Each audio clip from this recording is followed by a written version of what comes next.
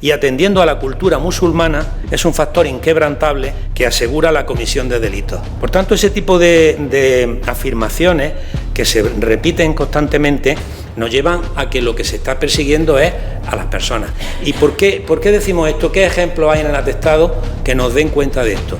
Pues que surgen contratos que están hechos por consejería de otro signo político y se dice específicamente en el atestado que eso no toca, que están investigando los contratos de coalición por Melilla. Y usted, no.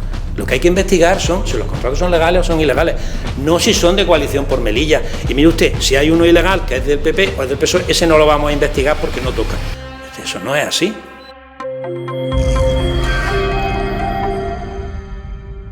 Buenos días. En primer lugar, agradecer a los compañeros de los medios de comunicación su presencia en esta rueda de prensa, que para nosotros es importante.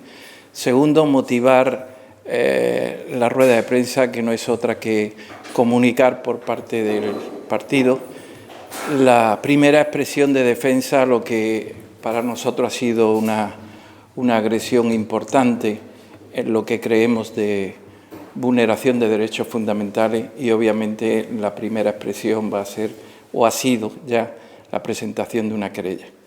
La primera expresión que el firme propósito del partido ante la gravedad de lo que se trata es exigible llegar hasta sus últimas consecuencias en la creencia de la defensa del derecho. Y con ello quiero decir que la última expresión será llegar hasta instituciones europeas o Naciones Unidas. Estoy hablando de la vulneración de un derecho fundamental que ahora el letrado, uno de los letrados, Ernesto Osuna, al cual agradecemos su trabajo, versará sobre su rueda de prensa y motivará las razones. Quiero decir igualmente, y con ello termino, que desde este partido se tiene vocación de creer firmemente, y seguimos creyendo firmemente en la fortaleza de las instituciones. Entre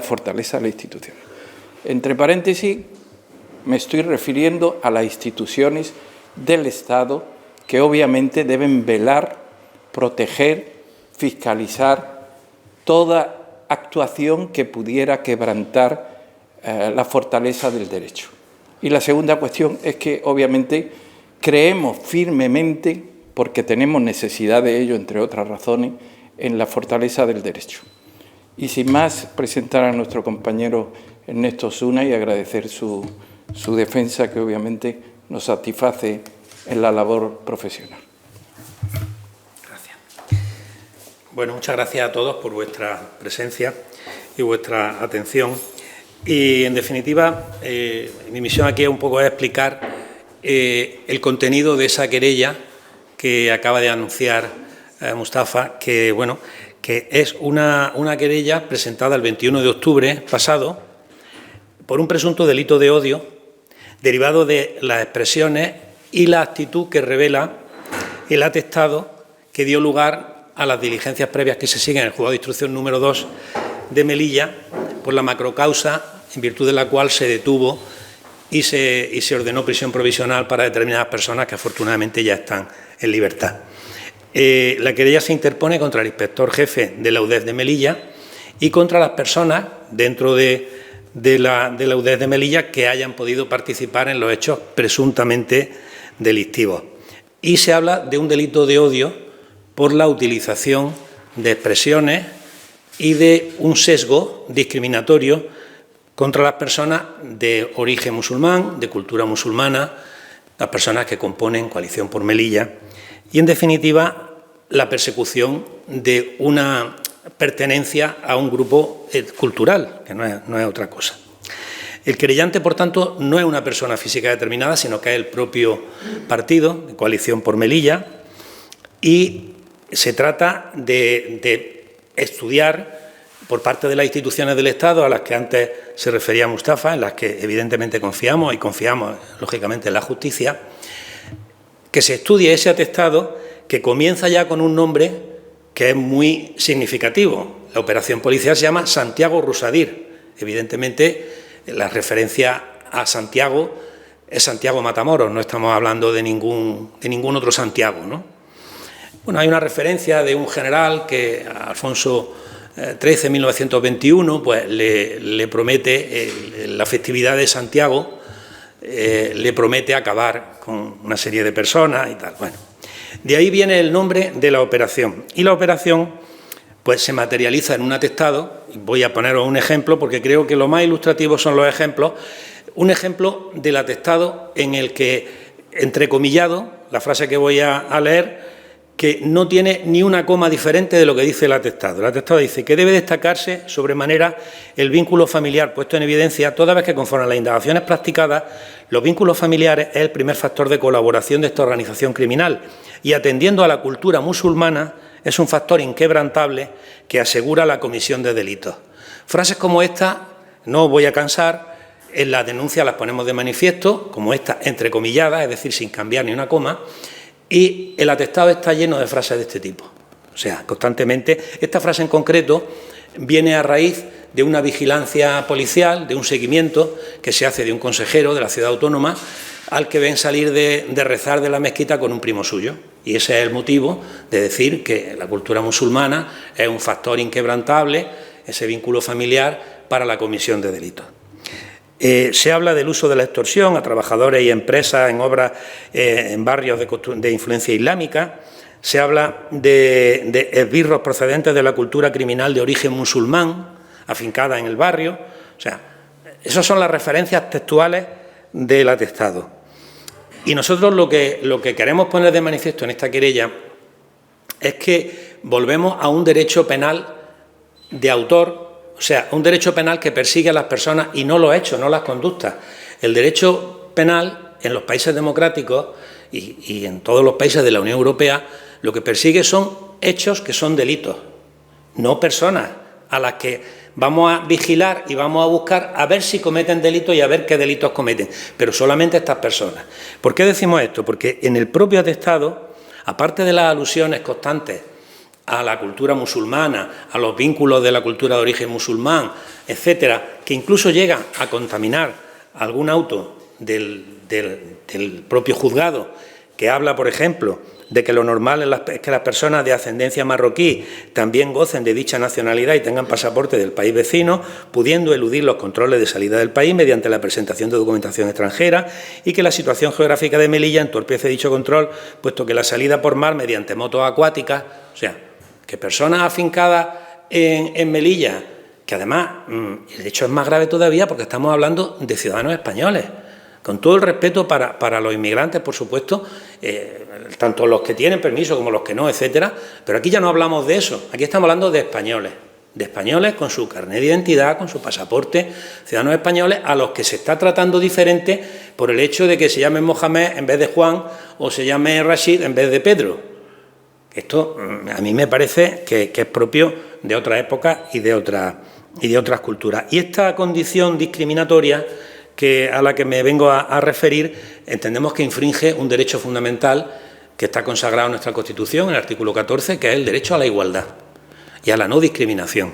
Y para eso incluso hay una fiscalía en Madrid, la Fiscalía de Delitos de Odio, que persigue este tipo de conductas y que está haciendo una gran labor, pues bueno, desde colectivos LGTBI, de todo tipo de diversidad que debe tener cabida dentro de nuestra Constitución y de nuestro sistema. Por tanto, ese tipo de afirmaciones que se repiten constantemente nos llevan a que lo que se está persiguiendo es a las personas. ¿Y por qué decimos esto? ¿Qué ejemplos hay en el atestado que nos den cuenta de esto? Pues que surgen contratos que están hechos por consejería de otro signo político, sea del Partido Socialista o sea del Partido Popular, y se dice específicamente en el atestado que eso no toca, que están investigando los contratos de coalición por Melilla. Y usted, no. Lo que hay que investigar son si hay contratos delictivos o no hay contratos delictivos, si los contratos son legales o son ilegales, no si son de coalición por Melilla. Y mire usted, si hay uno ilegal que es del PP o es del PSOE, ese no lo vamos a investigar porque no toca. Eso no es así. Entonces, nosotros investigamos robos y solamente vamos a investigar los robos de Juan o de Pedro o de Pepe y no los de Antonio. Evidentemente, eso no es asumible en un país democrático y en el siglo XXI. Y, en segundo lugar, queremos transmitir una petición de ayuda y una petición de auxilio a la Fiscalía, porque es una institución en la que confiamos y que entendemos que en la sociedad democrática del siglo XXI la igualdad, la justicia y el respeto a la dignidad humana están en la base de nuestro sistema, y la obligación de la Fiscalía es la defensa de la legalidad y la defensa de los ciudadanos, la defensa del pueblo. Y aquí estamos hablando de ciudadanos españoles con plenitud de derechos a los que se les ha vulnerado ese derecho a la igualdad. Entonces, es también una petición de atención a este tema, de estudio con objetividad, con imparcialidad de este tema, y de que, bueno, pues que la institución responda a la expectativa que los ciudadanos tienen de ella. Y ya poco más deciros que no se debe perseguir a un partido por el hecho de tener una ideología o de pertenecer a una cultura, que es lo que ellos piensan. Y luego, por último, decir que esta querella empieza en Melilla, pero que no sabemos dónde acabará. Evidentemente, empieza en Melilla porque el hecho ocurre en Melilla, y lo lógico es que se investigue en Melilla, porque es el lugar donde presuntamente, y siempre subrayo ese presuntamente, se habría cometido la conducta. Y digo presuntamente porque son los tribunales, en definitiva, los que tienen que calificar las conductas. Y ha sido en Melilla y, por tanto, tenemos que poner aquí la querella y se tiene que iniciar la investigación aquí. Pero digo que no sabemos dónde acabaremos porque, evidentemente, si no tenemos el amparo de las instituciones en Melilla, pues tendremos que elevar nuestra queja a otras instituciones, en primer lugar de España, a otros tribunales que en España defienden los derechos fundamentales, e incluso, si ello fuera necesario, a tribunales internacionales como el Tribunal Europeo de Derechos Humanos de Estrasburgo o el Tribunal de La Haya. Estamos, afortunadamente, en un entorno de países con democracias consolidadas, como es la Unión Europea, en donde estas cosas son muy relevantes, donde la discriminación no tiene cabida.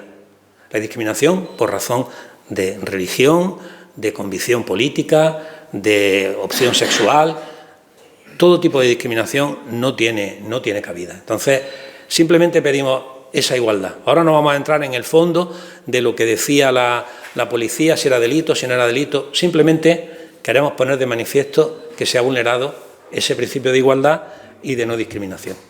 Y ese era el mensaje que queríamos transmitir. Si esta querella llega a prosperar, ¿en qué se traduciría?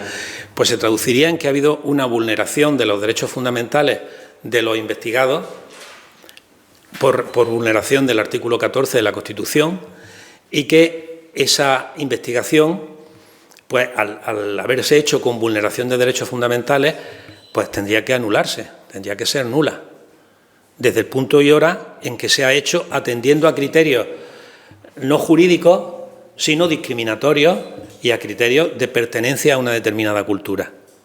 Entonces, tendría un efecto, desde luego, importante y pondría de manifiesto el carácter de esa investigación, lo cual creo que sería muy importante para que se abriera la mente de las personas que han de juzgar estas conductas y realmente escucharan la línea de defensa que venimos llevando a cabo, que venimos defendiendo, de que se ha hecho un absoluto respeto a la legalidad, como lo demuestra que en este caso el orden es el orden inverso. O sea, normalmente cuando hay un problema de contratación, de malversación, hay un dictamen del Tribunal de Cuentas que eleva a la Fiscalía una determinada queja. En este caso, durante la legislatura no ha habido absolutamente ningún reparo del Tribunal de Cuentas, y es al revés, es la policía la que establece unos juicios de valor sobre conductas. Entonces, creemos que el poner de manifiesto cómo se ha hecho esta investigación simplemente nos permitiría que se nos tratara con objetividad y con imparcialidad. ¿Qué es lo que queremos? No queremos otra cosa. No se trata de escurrir el bulto ni de nada parecido, sino de poder defender los derechos de estas personas con igualdad. Porque los medios de comunicación conocéis que ha habido multitud de operaciones policiales de blanqueo de capitales, de tráfico de drogas, que pocas veces habréis oído que se vincule a la cultura cristiana o que se vincule al partido al que pertenecen los traficantes o los... no sé, vosotros conoceréis mejor las operaciones que se han hecho aquí de narcotráfico o de otro tipo de cosas, o incluso de temas políticos, cuando ha habido políticos de otro sesgo, ¿no?, o de otra ideología o de otro partido, cuyas conductas se han puesto en duda, aquí o en Ceuta o en Canarias, yo qué sé, en cualquier sitio. Cuando se habla de que por ser cristianos o católicos o protestantes o judíos, eso asegura la comisión de delitos, es que eso está absolutamente fuera de lugar. Esos comentarios están absolutamente fuera de lugar. Son muy desafortunados y deben ser investigados, porque estamos en un país democrático, estamos en un país europeo en el siglo XXI, no estamos en el siglo XIX. ¿Y esto conllevaría una sanción económica? Sobre todo, si se ha cometido un delito, ese delito, el delito de odio, está tipificado en el Código Penal, el artículo 510 del Código Penal, y castiga las conductas discriminatorias y lleva aparejadas las penas que vienen en el Código Penal, si la justicia determinara que esos presuntos delitos se han cometido. Y esas personas tendrían una responsabilidad. Y evidentemente los delitos, cuando se cometen en el ejercicio de un cargo público, llevan consigo la inhabilitación para ese cargo público, además de las penas de prisión o de multa o las penas que lleve en cada caso. Siempre, como digo, presuntamente, que es como debemos decirlo, porque somos absolutamente respetuosos con la justicia, ¿no?, y con la tarea de la justicia, de la Fiscalía y de los tribunales. A mí me gustaría saber, pero no sé si es usted quien me puede responder esto, ¿por qué plantean ahora esta querella y no antes? Pues la querella lleva tiempo ya, la hemos planteado hace tiempo.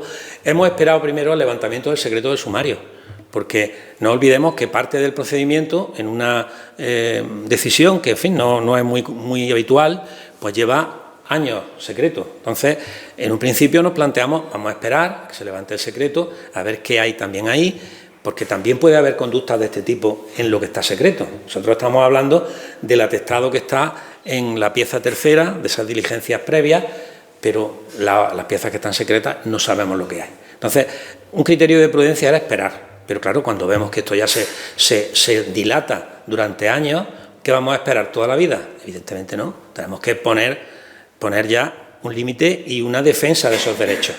Pero el motivo de la espera, fundamentalmente, ha sido esperar a ver si se levantaba el secreto del sumario.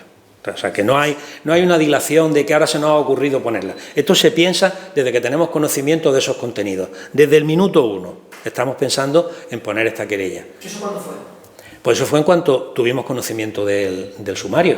O sea, el sumario estuvo secreto totalmente durante un tiempo y se levanta parte de ese secreto. Nosotros accedemos legalmente como partes personadas con interés legítimo dentro del derecho de defensa, accedemos al contenido de ese atestado y cuando lo leemos nos quedamos con la boca abierta, porque la verdad es que es muy llamativo.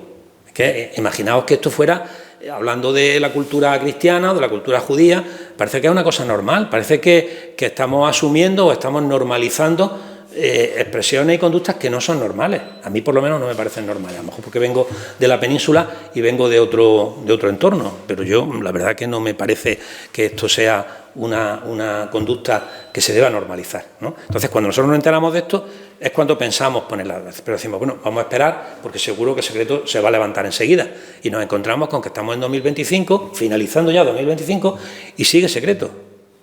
Evidentemente, pues esto viene de 2023, pues ya no podemos esperar más. ¿En 2023 fue cuando se presentó por primera vez esa querella? No, se ha presentado ahora, el 21 de octubre. Pero es la respuesta a... Que sí, la respuesta a la pregunta, que por qué hemos tardado en presentarla, porque evidentemente parte del procedimiento se encuentra secreto y de eso no sabemos nada. Y esto básicamente lleva 2 años. Claro, la idea viene desde que nosotros nos enteramos, bueno, 2 años, menos de 2 años, porque nosotros tuvimos acceso al atestado no hace todavía 2 años. O sea, nosotros tuvimos acceso al atestado cuando se pone en libertad a las personas que estaban en prisión provisional, se levanta parcialmente el secreto de sumario y nos dan copia de las actuaciones. Y entonces vemos esos atestados. Evidentemente ya con los autos de prisión, pues ya vimos una serie de frases que venían del atestado y que nos parecían lo de las motos de agua, que las personas de ascendencia marroquí se van de aquí en motos de agua y que tienen doble nacionalidad, en fin, conducta de ilegalidad vinculada a la pertenencia a un grupo cultural que no nos parecían muy normales. Ya suponíamos que esto tenía que estar basado en algo que dijera el atestado. Cuando vimos el atestado, pues ya surge esa idea. Y bueno, pues ya viendo que esto no cambia la situación de secreto, pues se ha puesto la querella. ¿Pero cuándo se levantó esa esa parte, cuando se hizo pública? Pues no lo recuerdo de memoria, tendría que consultar mi archivo, pero vamos, eso es público. Quiero decir, incluso debe haber en hemeroteca, debe estar cuando se levanta el secreto parcial de las actuaciones y se nos da copia del procedimiento. Porque los medios de comunicación pudisteis acceder al mismo a la vez que nosotros. Muy bien, pues si no hay más preguntas, agradeceros la asistencia y el interés y nada más. Muchas gracias. Muchas gracias.